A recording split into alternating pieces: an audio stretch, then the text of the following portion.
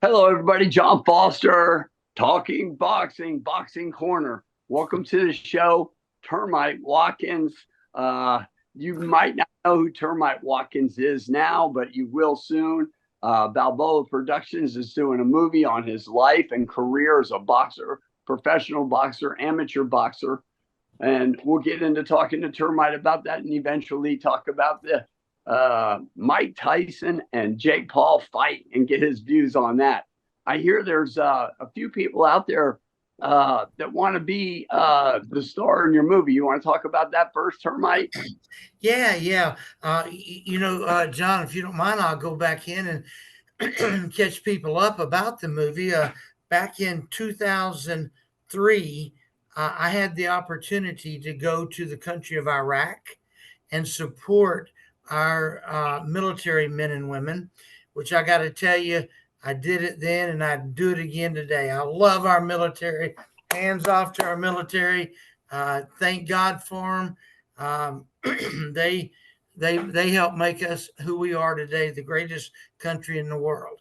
And anyway, so I got a chance to go over there and kill bugs of all things. They needed pest control people, so I went to the country of Iraq to kill bugs, and they found out I was a former professional fighter at the time real quick because I took Yeah. a stand against a general.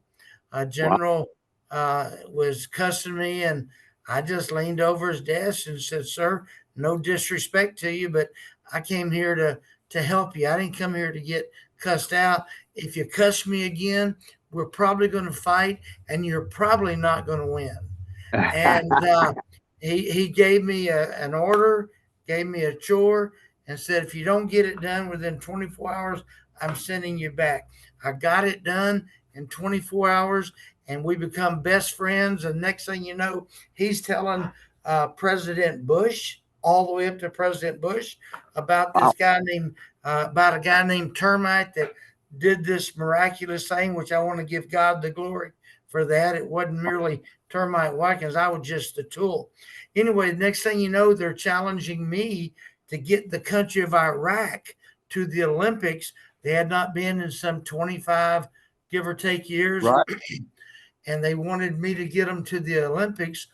And it was a military strategical move. They felt like if we could get Iraq to the Olympics, that the Iraqi people would like us, support us. It worked. They started telling us when we were going to get bombed. And then the next thing you know, we make it to the Olympics. And I come back from the Olympics. My whole life changed. People are trying to get me to do movies with them. I turned them down, though, for right at 18 years.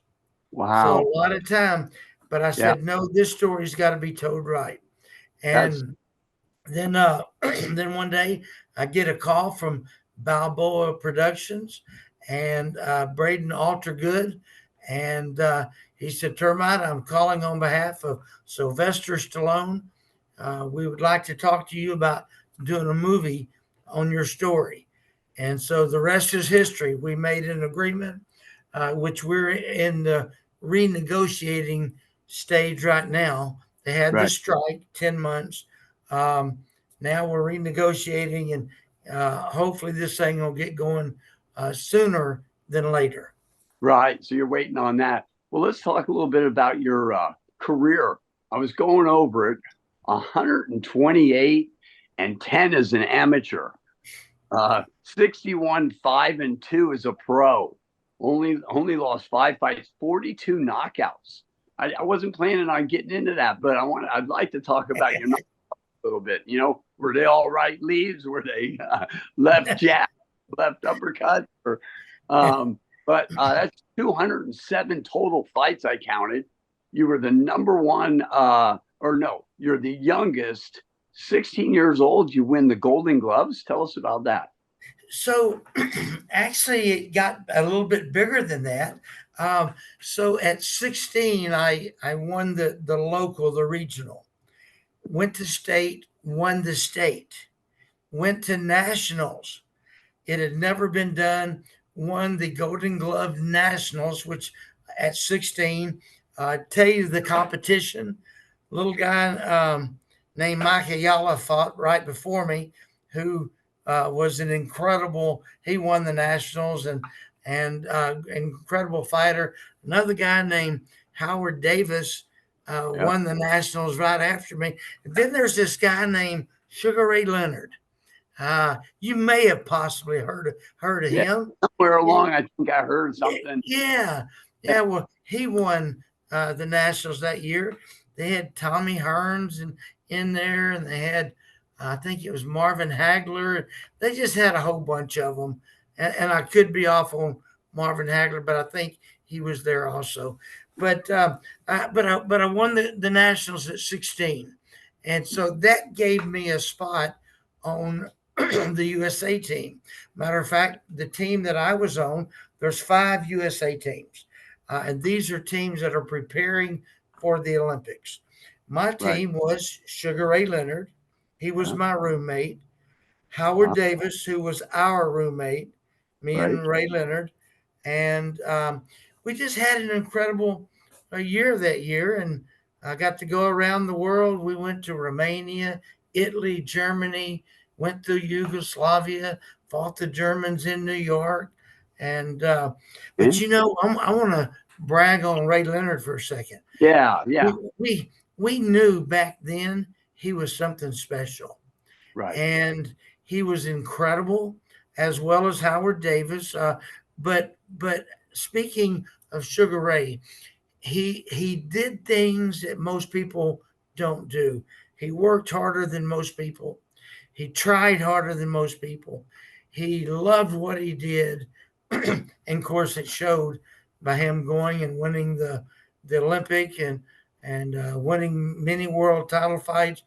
And I got to tell you, for all those people that wonder, he is a better person than he was a fighter, and he was a great fighter.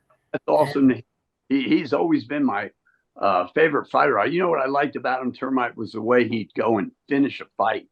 You yeah, know, the minute he hurt you, he was on you. A lot of guys, I know we had a guy fighting for the world title in Kiel, Germany for Dundee, Angelo Dundee, and the guy hurt him, and we're yelling from the corner, go, go, go. And 45 seconds, he walks around him looking at him. I went to yeah, the guy after the fight and went, you were out, right? Just to verify this. And the guy's like, yeah. And he just didn't throw a punch for 45 seconds after hurting him, really hurting him. And we saw it, and he didn't know what happened. Ugh, aggravating. So, Termite, 1980, let's talk about that. What, 1980, you fought, that was your first world title WBC event. And there were some other people involved, something Ali Holmes or something yeah. on the card. Some little guys. There was a guy. Some of the folks may remember a little guy named Muhammad Ali, and Yeah. another guy named Larry Holmes. Okay. You know, I got my hats off to Larry Holmes. He's another one of those guys, class act. Larry Holmes, I Oh, yeah. consider him. I haven't seen him in many years. I consider him my friend. What a great fighter! What a great person! And did a lot for the sport of boxing. Of course, everybody knows Muhammad Ali. He became my friend at that time. It was a double main event. I am thrilled to say that, I had a main event, a double main event with two of the greatest fighters in Ooh, history. And, that year, when with that fight, we had the largest viewing audience in history at that time, but it's still the largest viewing audience for a professional fight. Just under 2.5 billion people saw 2.5 that fight. billion. I was going to have to verify that with you because I had that written down. 2.5 billion people watched it. Just under 2.5. Yes, sir. Right? Yeah, Yeah. we don't want to be off by any. We No, may be off by 100,000. Mom, I'm going to hear it from somebody, right? Yeah. And I got to tell you, it was such an honor and such a thrill. And I lost a decision to Saul Mambi, and it went 15 rounds. I thought I won. He thought he won. Judges thought he won. How dare them? So it was Uh, tight. The judges thought me should have had a little talk with them. yeah, I tried to afterwards, but it didn't really do a lot. I don't know what No, they wouldn't listen. not much you can do. So it went all 15 rounds. There's not too many. Well, they're what year did they stop doing 15-round fights? It was right after 1980, I think maybe 81, 82, 182. Yeah. somewhere around there. It's incredible. I watched Mike McCallum back in a gym that you started out, Kenny Weldon's gym, in Yep, Kenny gym in Pasadena in yep.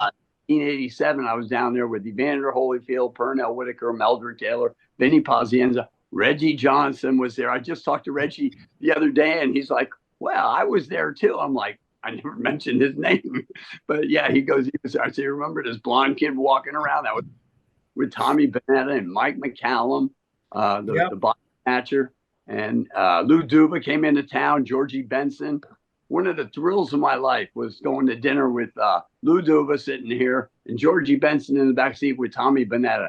And he was Mike McCallum's coach, and he was my coach when I was a kid. That was my connection. Yeah. Anyway, tell Hey, us. hey, hey, I'm fixing to bring back some memories to you. If Yeah, you recall that ring that y'all trained in yeah. at Kenny Weldon's I and that remember. ring they did, that was the ring that Muhammad Ali fought in 1966 at the Astrodome. He fought Cleveland Big Cat Williams. I got that ring now. You, Kenny you're Weldon. at your gym. So It's at you, my gym, Fighter Nation Boxing Gymnasium. Kenny, before he passed, he called me up, said, Termite, I want you to have all of my boxing stuff. So all those pictures that were on the wall, you're yeah. probably in those pictures. I need That's, to go look at them. yeah, we got to get together, and I'd love to come to your gym sometime too. Let's get that. Yeah, with our buddy Brady Mazzola. Oh, Yeah, yeah. Yeah. Oh, Brady comes by every so often, and what a wonderful guy. he's a He, good man. uh, he Yeah, does so much stuff for so many people. yeah. We're doing some stuff now with Roscoe Tanner in the tennis. Serve your country, serve your nation, serve on the tennis court. And so Yep. we're looking for sponsors for that. Tell us about the movie, and well, you already did mention, that the the guys they look for playing your part. Mark Wahlberg, somebody, some guy, Brad Pitt. I don't know. They got to get a And Bradley Cooper and Josh Brolin, Matthew McConaughey. Who do you want to play you in the movie? you Like, know, um, at this point, any of those would be great. I mean, I would just be thrilled and honored. Mark Wahlberg actually called, or he had the lady that wrote Father Stew. My mind, gosh, if she's listening, please forgive me. My mind just went blank. But she called me and said, Mark Wahlberg would like to talk to you. He would like to talk to you about playing you in the movie. Well, it never got set up for me and Mark to talk because his team voted against him playing me because he had done a couple of movies, boxing movies already. I think Mark Wahlberg would have been outstanding. Um, Mark Wahlberg, if you hear this, you need to get back in touch with me because you're the man for this. Now, and I really think that. But then, when I think Matthew McConaughey, Matthew loves the story. He yeah, knows all about it. Me and Rooster McConaughey, Matthew's brother, are really close friends. And there's your story you ought to do. Rooster's wild and crazy, and one of the greatest guys you'll ever meet. there you And go.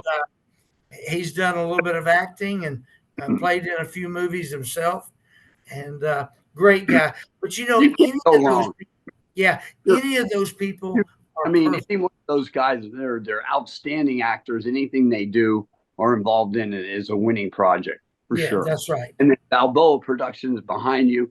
They're kind of and they're always busy. They're probably so busy right now. That's what's holding it up. Yes, Yeah. sir. Well, we were supposed to do it 4 years ago this month. 4 years Wow. ago last month, I got the COVID, and I went on the ventilator for about 18 days. I was in the hospital 30 plus days, and everything got shut down. So we stayed in touch. We kept renewing my contract. Then the strike started, and when the strike started, it was a time to renew my contract. And I just told him I'd like to wait till the end of the strike. We did. We all talked just a few weeks ago, and I gave them what I would like to get, the things that I'd like to see done. And they said they were going to get back with me and said, see what they could do. We'll meet somewhere, then we'll get this thing on the road again. Yeah. You shared that beautiful video from Sylvester Stallone reaching to you personally when you did have the COVID. That was something else. Wasn't Still that nice? on a video conference. Thank you for sharing that with me. Maybe we can show that at some point. But let's talk about Jake Paul taking on Mike Tyson.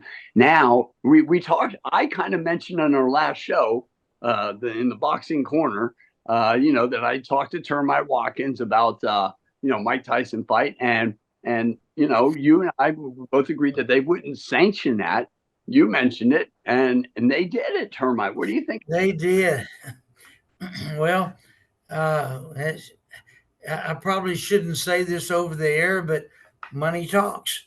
You know, money talks, and they wanted it. For some reason, they made it happen. I never thought on God's green earth that would ever go through. Um, Mike Tyson, I think when he's 100, he'll still beat guys like Jake Paul. Not taking anything from Jake Paul, Right, but right. but Jake Paul is a person from the streets. Um, he's not a professional fighter. He's fought some, you could call it street fights or backyard fights, whatever you want to call it. My hat's off to him. He's done something I haven't done. He's got millions of people watching him, and he's fixing to make millions of dollars off of this joke. I Yeah. mean, it's I Well, don't. what do you know? Like he did fight Mayweather and he fought McGregor. And McGregor, for the most part, these guys in MMA, a lot of them don't box, and that's a problem. You can see it.